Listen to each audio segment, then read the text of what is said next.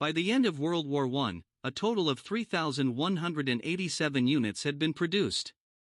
Even at the outbreak of World War II, 1,800 FT-17 tanks were in service with the French Army. France first began to be interested in tracked vehicles in 1915. At that time, the French planned to use it against the barbed wire of the enemy army. Subsequently, France successively manufactured a number of tanks such as the Schneider CA-1 tank. By 1916, the French army decided to concentrate on the production of ultralight tanks instead of medium tanks. In July of the same year, at the suggestion of Jean-Baptiste Eugène Estienne, the father of the French armored forces, the French army ordered an armored weapon vehicle from Renault. The requirement was that it weighed about 6 tons and could carry out assaults with the French infantry. Eventually, Renault developed the Renault FT-17 based on these requirements. The prototype was built at the end of the same year, and after testing at the beginning of the following year, 1917, the French government ordered 1,000 Renault FT-17 tanks from Renault. After that, this number increased to 3,000 vehicles. The first Renault FT-17 tank was delivered to the French Army on March 17, 1917. In 1919, Renault developed an improved version of the Renault FT-17. Improvements included the installation of a more powerful engine, the addition of additional parts to the tracks, and the replacement of a long-barreled pitot tank gun. In 1917, there was a request to increase the size of the FT-17 tank and to accommodate 2 crew members in the turret. However, due to the urgency of the war, there was no time to revise the design, and this suggestion was not adopted.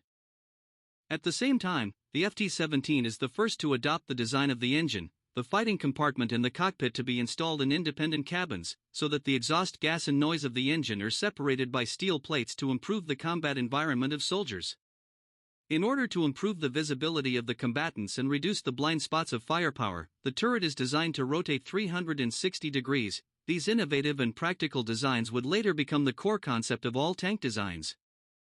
The Renault FT-17 tank was arguably the cheapest and simplest tank of World War I, with the French Army receiving 3,144 FT-17s, the US Army receiving 514 when the FT-17 was discontinued, Italy receiving 3 in blueprints, and France eventually producing a total of 3,694 units.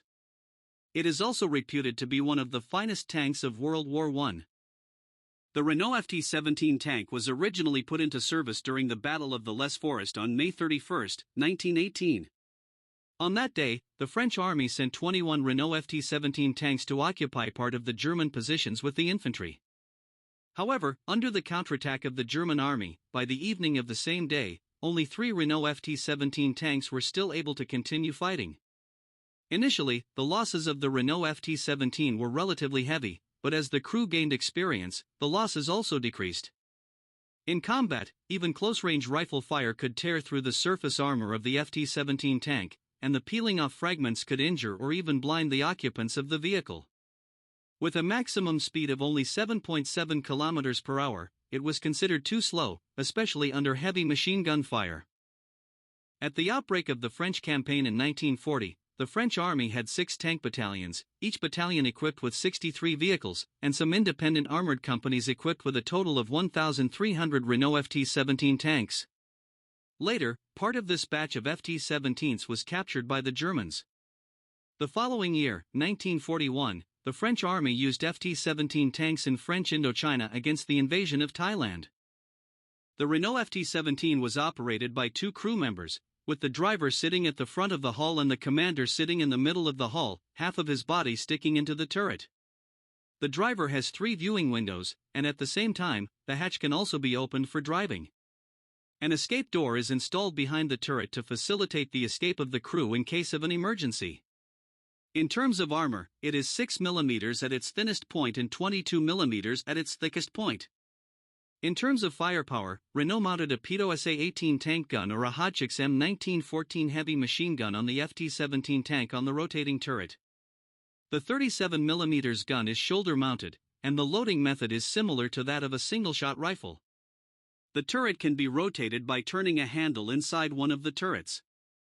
In terms of mobility, the Renault FT-17 tank uses the Renault 18CV liquid-cooled gasoline engine, which is an inline four-cylinder structure with a total displacement of 4.5 liters, using carburetor fuel supply, and the heat exchanger fan device is installed in the crew compartment, and has the function of ventilating the member compartment, but the early fan is driven by a leather belt, which is easy to fail due to overheating deformation, resulting in engine breakdown. At 1,500 RPM, the engine makes 39 horsepower. At 1,000 RPM, the engine makes 27 horsepower. At 800 RPM, the engine produces 20 horsepower. The engine is powered by a manual gearbox, which has 4 forward gears and 1 reverse gear. Because the inducing wheel is larger than the driving wheel, the upper part of the track is higher in front than in the rear. The tracks of the Renault FT tank are made of cast steel, and the tracks are 32.4 centimeters wide with only lateral protrusions, so their slip resistance is poor. Its ground pressure is 60 kilopascals, 0.6 kilograms per square centimeter. The Renault FT-17 tank did not have a chassis, and the hull directly carried the weight of the tank. The Renault FT tank can climb over a 1.8 m trench or a 0.6 m barrier. It can climb a ramp below 27 degrees, and maintain stability on a 38-degree slope without overturning. Among the first tanks of the Soviet Red Army was the FT-17 tank. The first 6 FT-17s were captured in 1919 from the Allied and Russian White forces in Berezivka, Odessa, and one was later sent to Moscow, where it was studied at the Red Salmovo shipyard under Lenin's instructions, and built with engines and armored versions manufactured at the Leningrad Izola plant, and a homemade gearbox was developed. This tank was called the Freedom Fighter Lenin, or the Russian Renault KS tank, etc. But taking into account the decline of the domestic industry after the Civil War, in the end only 15 prototypes were produced. This tank was not so much a new tank as a refurbished version of the FT-17 tank, but the USSR used this batch of tanks to create the first tank unit of the USSR in 1922. Later, the Soviet Union developed the T-18 tank on its basis. However, neither the tanks of the Red Army nor the White Army played much of a role during the Civil War in Soviet Russia. At that time, Britain and France provided less than 130 tanks to the White Army, coupled with the slow speed of the tanks themselves, poor mechanical reliability, and lack of fuel and spare parts. In the Soviet-Russian Civil War, which was dominated by mobile in-depth operations, the role of tank units was not as good as that of cavalry units. The United States entered World War I in April 1917. During this period, a batch of FT-17 tanks was purchased from France. Later, the United States developed the M177 light tank on the basis of the FT-1917, which was put into production in October 1918, with a total of 952 units mass-produced. However, the tank was not put into service in World War I because it was produced too late. In the interwar period, the tanks were mainly used for training, and by the outbreak of World War II, they were transferred to Britain and Canada as surplus military goods. During World War I, Italy purchased a batch of FT-17 tanks from France, and developed the Fiat 3000 light tank based on them. In 1919, France sent a batch of FT-17s to Vladivostok to participate in the war against Soviet Russia. Later, these tanks were acquired by the Fung warlord Zheng Zuolin. Later, in order to prepare for the battle against the direct warlords, Zheng Zuolin later purchased a batch of tanks from Britain, France, and the United States, including 36 Renault FT-17s. The FT-17 tanks were available in 2 versions, armed with machine guns and 37mm tank guns. Among them, the first batch of 10 FT-17s arrived in Dalian in 1924. It was also used in its battles with the forces of the direct warlord Wu Peifu. Later, in 1928, these FT-17 tanks were sent to Hunan with the tank team of the Northeast Army to fight against Chiang Kai-shek's Second Northern Expedition, and in the ensuing battle, 6 FT-17 tanks were destroyed. After the defeat of the Northeast Army, these tanks returned to the Northeast with the tank team.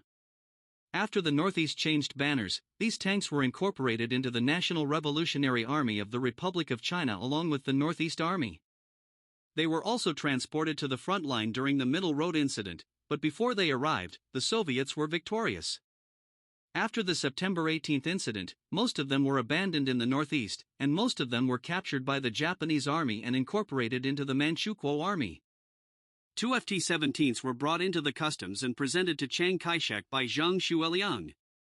The two FT-17s were allocated to the Central Military Academy in Nanjing for use as training vehicles.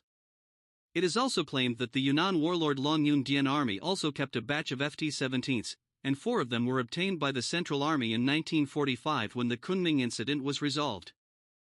In 1927, the Central Army of the National Revolutionary Army captured an FT-17 tank of the Northeast Army during the Northern Expedition. When they stopped at Puku Station, the soldiers and civilians all came forward to watch.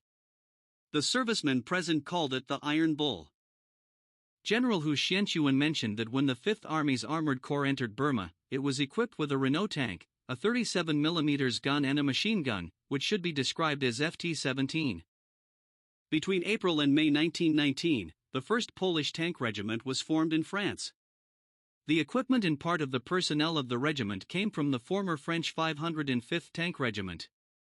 The regiment was armed with 120 FT-17 tanks, 75 of which were armed with 37mm PWSA-18 tank guns and 45 were equipped with 8mm Hatchchase M1914 machine guns. In June 1919, the regiment returned to Poland with its equipment. Because of this regiment, Poland became the 4th largest armored power in the world at that time. The regiment consisted of 5 battalions, each of which had 2 companies, each of which in turn consisted of 3 tank platoons. Each tank platoon is equipped with 5 tanks, 3 of which are equipped with 37mm guns, including command vehicles, and 2 with machine guns. From September 1919, Polish FT-17 tanks took part in the Soviet-Polish War. In 1919 to 1920, 8 of the 17 FT-17 tanks in the Polish army were destroyed and 12 were damaged. In 1924, Poland purchased 6 more Renault TSFs. Subsequently, Poland bought 5 more Renault M2627S and 1 NC27. And in 1926, Poland built another 27 FT-17 tanks on its own. Their armor protection was almost nil, so the FT-17 tanks were mainly used for training. Since 1927, at least 65 Polish Army FT-17s have been replaced with new tracks. Before the outbreak of the Polish campaign in 1939, 106 FT-17 tanks were still in service with the Polish Army, although by this time their usefulness was already small. After the defeat of Poland, part of the FT-17 tanks was captured by the Germans.